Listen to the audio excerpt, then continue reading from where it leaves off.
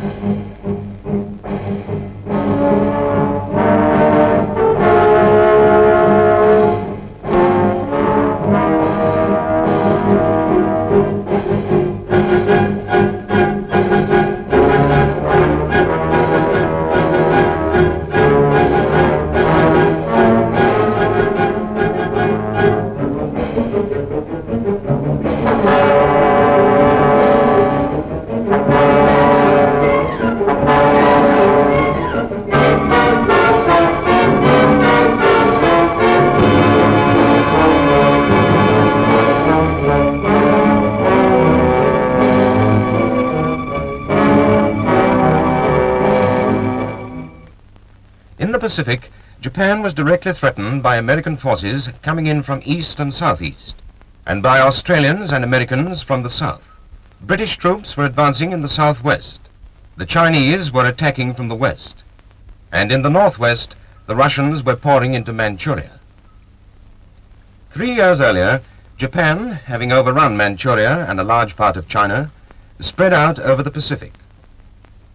This film is about one section of the Pacific, the southwest.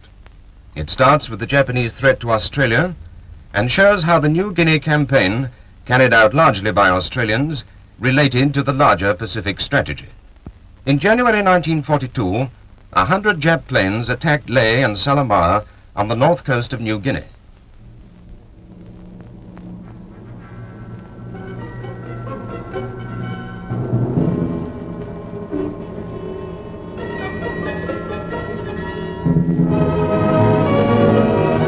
Six weeks later, 3,000 Japanese troops landed at Lae.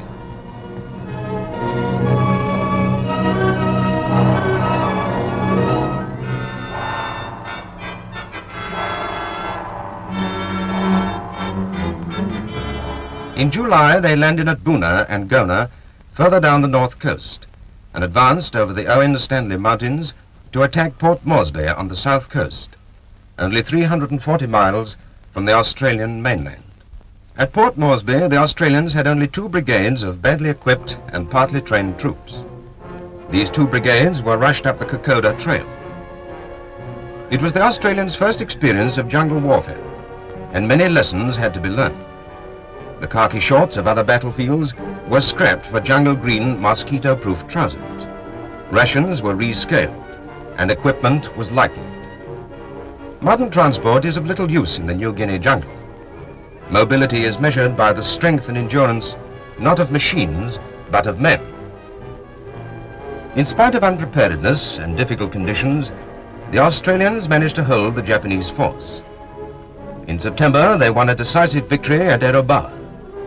Australian troops were thus the first to halt the Japanese advance, and the first to defeat them in land fighting.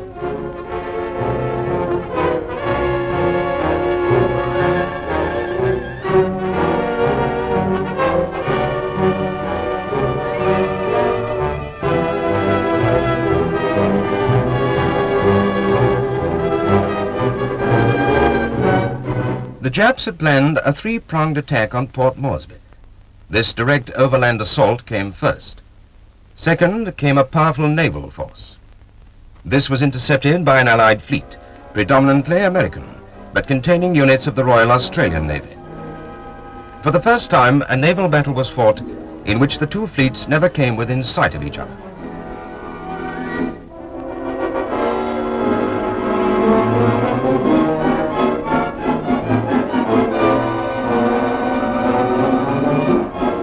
Aircraft carriers, previously the eyes of the Navy, became now the teeth as well. Carrier-borne aircraft of the United States Navy drove off the Japanese force, sinking 7 ships and damaging over 20 others for the loss of 2 United States warships and a tanker. The Battle of the Coral Sea ended the second threat to Port Moresby. The third was a seaborne attack on Milne Bay and its airstrip on the eastern tip of New Guinea.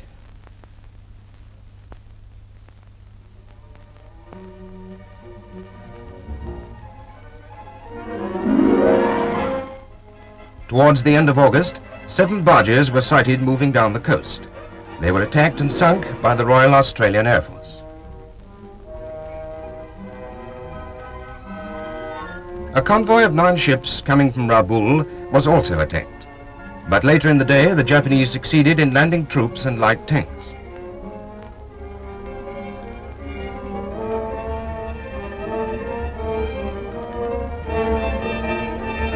Japanese warships came in to give support, but they were beaten off, and within 2 weeks the landing force surrendered.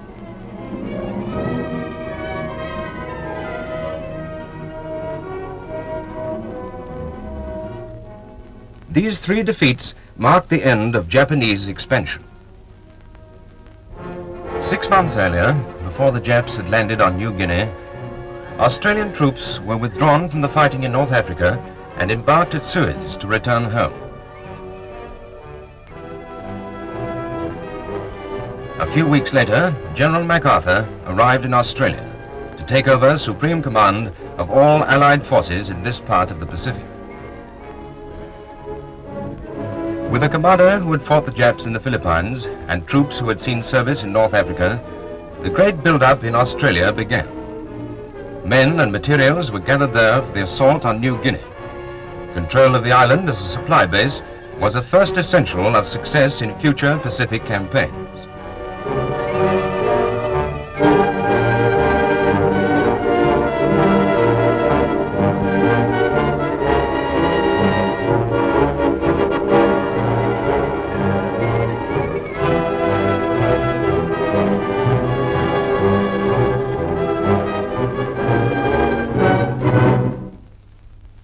Once supplies started coming in from Australia, the Japs were pushed further back along the Kokoda Trail, until they were back in the swampy country inland from Boona and Gona, where they landed in 1942.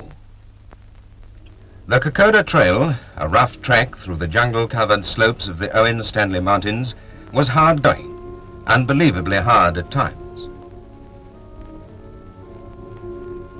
Across swamps, over hastily built bridges, through the dense tropical undergrowth, climbing to the summit of the range and down again into the heat and damp of the jungle, the Australians kept up the pursuit.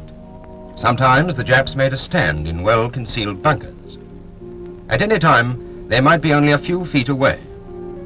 Snipers were everywhere, overhead in the palm trees or hidden just off the trail. It was hide and seek on a deadly scale.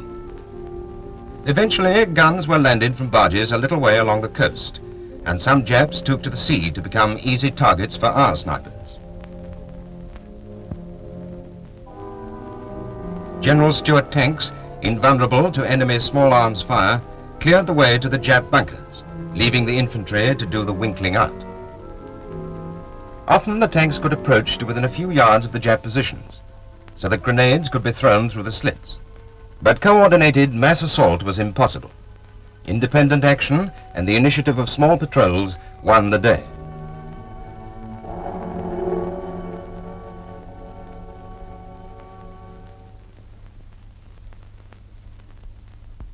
The majority of the Japs died in their bunkers, though a few prisoners were taken, mainly Koreans, from Japan's first occupied territory.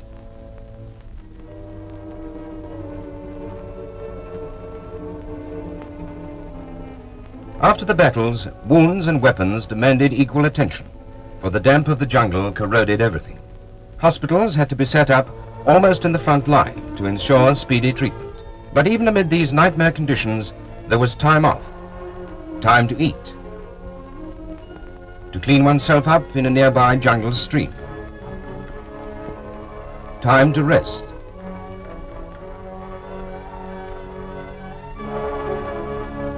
Time even for shopping, or its local equivalent, trading bully beef for fruit.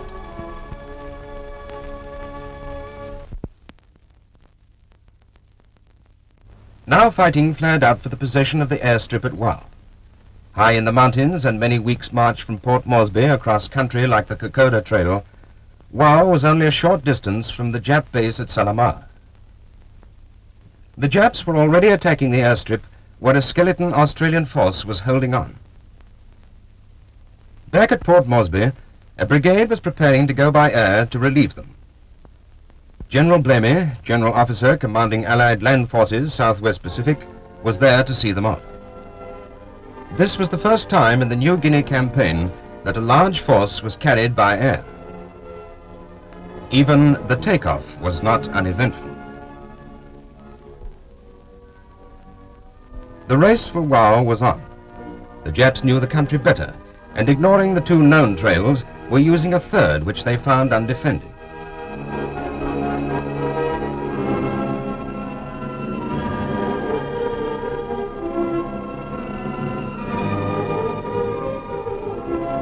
The troops disembarked to the sound of Jap fire.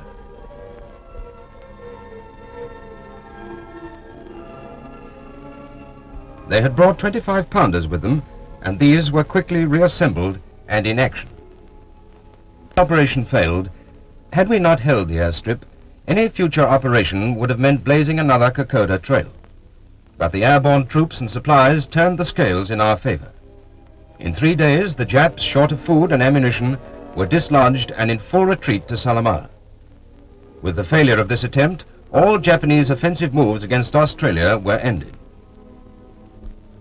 From now on, our AAF and US AAF fighters and bombers took off regularly from this airstrip to attack convoys trying to reinforce Lae and Salamaua, the first large Japanese base.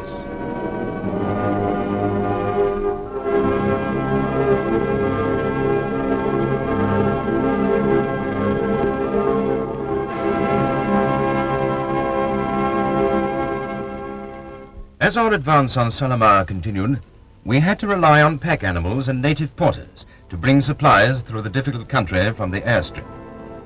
This isn't the country for motor transport, and the system of dropping supplies by air was as yet untried. The swift flowing rivers added to the difficulties which had to be overcome.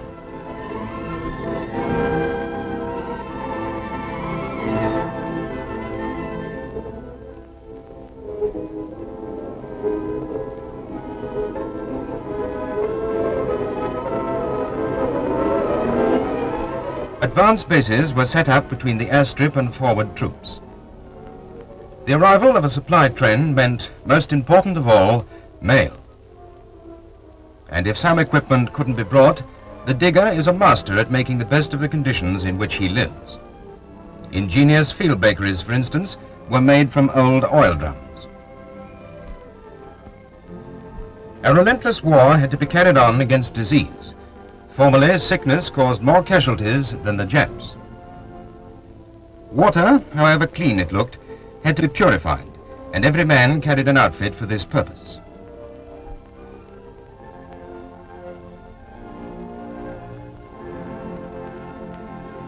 Foot rot was eliminated by a special powder. Anti-mosquito lotion kept down malaria. And this lotion kills the mite which carries scrub typhus.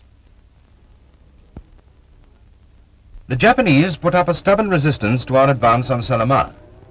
As in the previous campaign, the job of driving them out had to be undertaken by the infantry. And though the weight of our attack increased daily as supplies came in, we were limited to equipment which could be carried to us from Wau airstrip by the native porters. As our infantry approached Salamaua from inland, a new beachhead was established on its flank. Landing craft could now bring in artillery along with fresh infantry. Bringing supplies by sea like this saved days of porterage from Wau. This was the first of many bypassing operations, but only small craft could be used in these shallow reefed waters.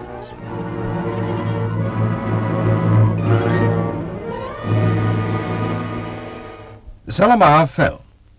Our next objective was Lae, further up the coast. It was to be attacked from two sides, by an amphibious force which was to land just along the coast, and by an overland force from Nadzab. By sea came the Australian 9th Division, its first action since Alamein. The Japs found it impossible to stop the large-scale amphibious attacks which our unlimited supplies of landing craft made possible. And our planes from Wau made short work of any interference from the air.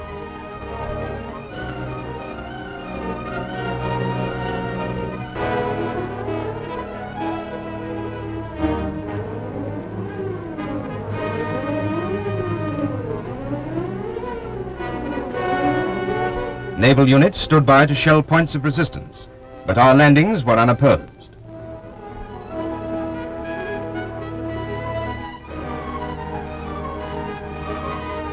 Once ashore, the troops pushed along the coast. From then on, things weren't so easy. New Guinea beaches are not like those of Europe. They are narrow, shelving, sandy strips with the jungle coming to within a few feet of the sea. While the 9th were pushing along the coast, the 2nd Force was also getting ready for its part in the two-pronged attack on Leh. An American parachute unit was preparing to take the airstrip at Nadzab, vital as a base for our attack from inland, and, owing to the thick jungle, the nearest point to Leh at which airborne units could be landed. They took off from a new kind of runway, consisting of perforated steel strips dovetailed together. With the Americans in this first parachute attack in New Guinea were a troop of Australian artillerymen who had never jumped before. They took with them 25-pounders in separate parts.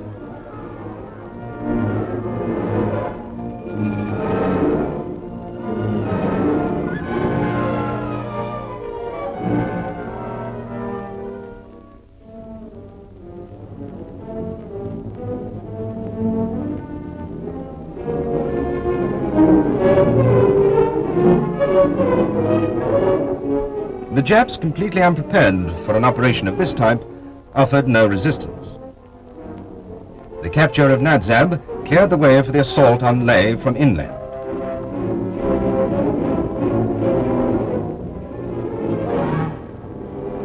Back on the coast, the 9th were finding the going heavy. Transport was becoming bogged down. To wait for bulldozers to make a new road would have taken too long, so the infantry were forced to take to the jungle.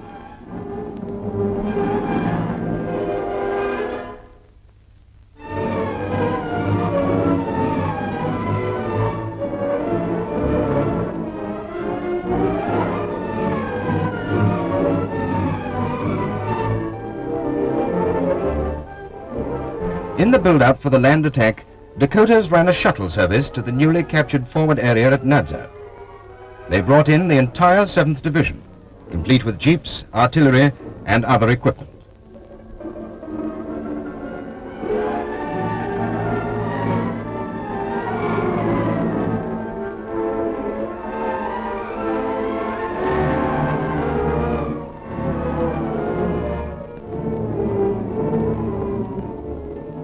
Until Leh was captured, Nadzab could only be supplied by air. So the Americans brought graders, rollers, and bulldozers and set to work to enlarge and improve the airstrip as quickly as possible. Meanwhile, the 9th were finding the jungle as bitter an enemy as the Japs.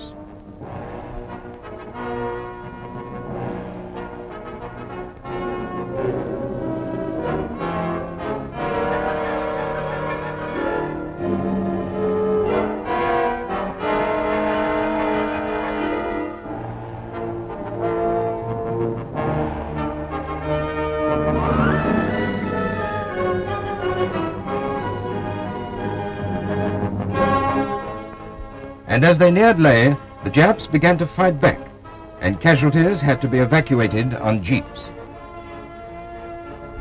In the race between the 7th and 9th Australian Divisions, the 7th Airborne Division, the inland prong of the double attack, won by a very narrow margin, and Leh was lost to the Japs. In peacetime, it was only a small settlement, but it had become an important airstrip and supply base.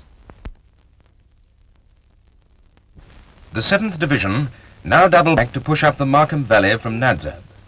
Their aims were to clear the Japs from the area, set up airfields along the valleys, and push through to Bogajin and Medang on the coast. On the way, they overcame many Jap points of resistance, including Shaggy Ridge, a razor-back peak overlooking our lines of advance. The country here was a little easier, and the climb to the divide between the Markham and Ramu valleys less steep. But the air was hot and stifling. Shade was non-existent, and the men were grilled by the sun. Over the divide, the kunai grass in the valley was infested with the scrub typhus mite. The natives called the place Ramu, the Valley of Green Death. In pre-war days, even they shunned some of this country. The swift river Goosehap had to be bridged, and for this, timber had to be hauled a considerable distance. Normal bridging equipment was too heavy and cumbersome to be brought by air, so the engineers, using a conveniently placed rock, improvised to overcome the swift current and steep banks.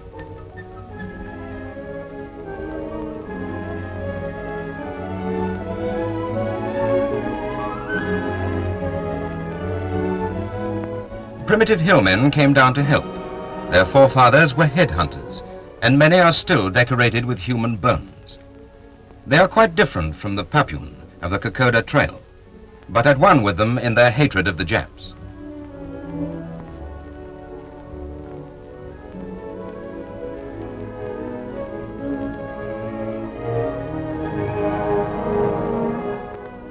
Some rivers were shallow enough to wade, and some of the troops didn't even get their clothes wet. Where the rivers were too fast to ford easily and too wide to bridge, tractors helped the jeeps and other vehicles across. The Japs had now withdrawn to those foothills in the distance. Gradually, the country changed and the dense jungle closed in. On one occasion, a patrol climbing a ridge heard a man panting ahead of them, without once catching sight of him. When they reached the summit, they found it was a Jap, who panicked on seeing Australians and jumped over a 100-foot cliff. The kunai grass is 10 feet high and gave perfect cover to the 7th during their advance on Shaggy Ridge. Shaggy was the nickname of the officer commanding the first positions held there, and the ridge was named after him. As the climb became steeper, zigzag tracks had to be cut out for the jeeps. But these approaches were now under constant fire from above, where the Japs were strongly dug in.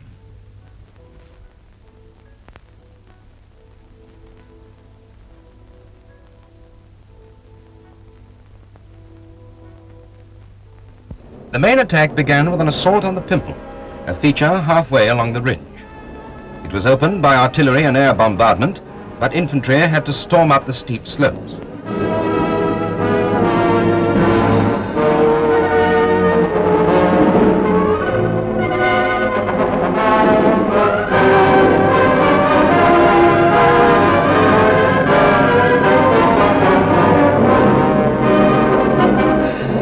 After the Pimple was captured, it took a month of hard fighting to clear the entire ridge. Meanwhile, back at Leh, the 9th Division was preparing to attack Finschhaven, which was important now as a base for future attacks up the New Guinea coast and on New Britain. The 9th was still seaborne, hugging the coastline in their advance while the 7th cleared up inland.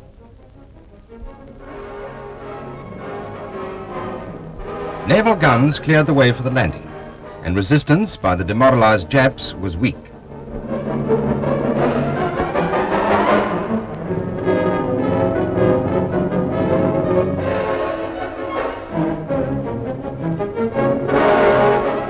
These narrow, muddy beaches give no indication of the great Finschhaven base which was to grow out of the jungle.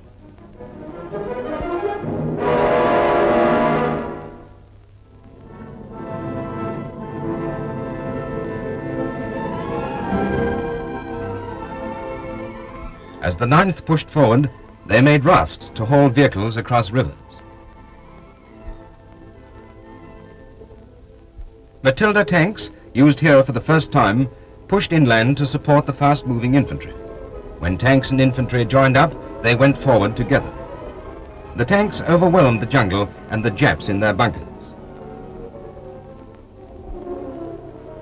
The infantry kept close to the tanks.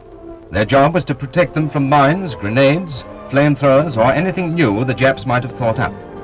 But the Japs didn't stay to argue. It had been proved that the tank could be a decisive weapon in jungle warfare. Many vital battles, however, were won by the infantry, slogging on alone, and it was mainly infantry who captured the important position at Saddleberg, overlooking Finschhaven, the last center of resistance in the area.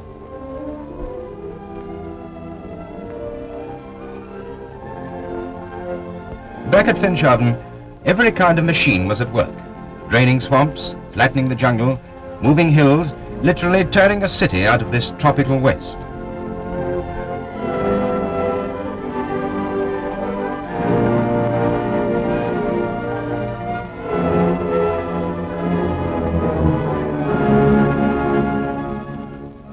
An airstrip appeared in the jungle.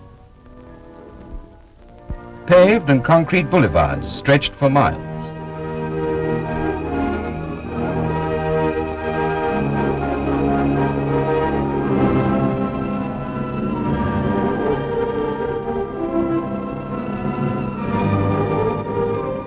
Vast supply dumps grew up to meet whatever demands the Allied strategy in the Southwest Pacific might make.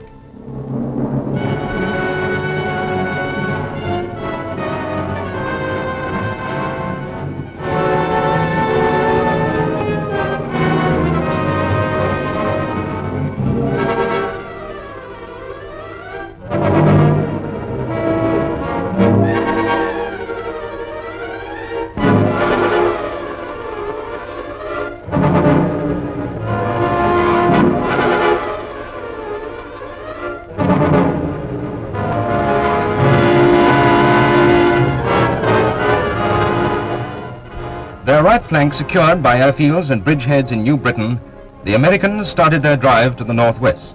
Australians leapfrogged up the coast to meet the 7th Division at Bogagin after their long trail up the Markham and Ramu valleys. Then together, the 7th and 9th moved on to pin down the Japs in the Wewak area. Bitter fighting continued until the end of the war, but already the threat to Australia had been finally and utterly smashed.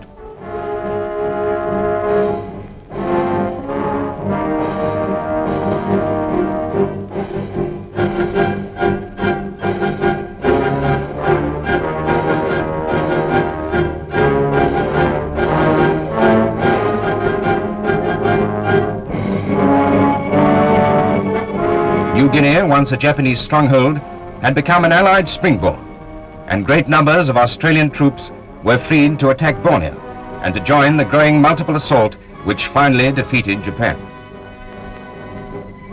In September 1945, the last scene took place in New Guinea, the surrender of the Jap remnants at Wewak to Major General Robertson, commanding the 6th Australian Division.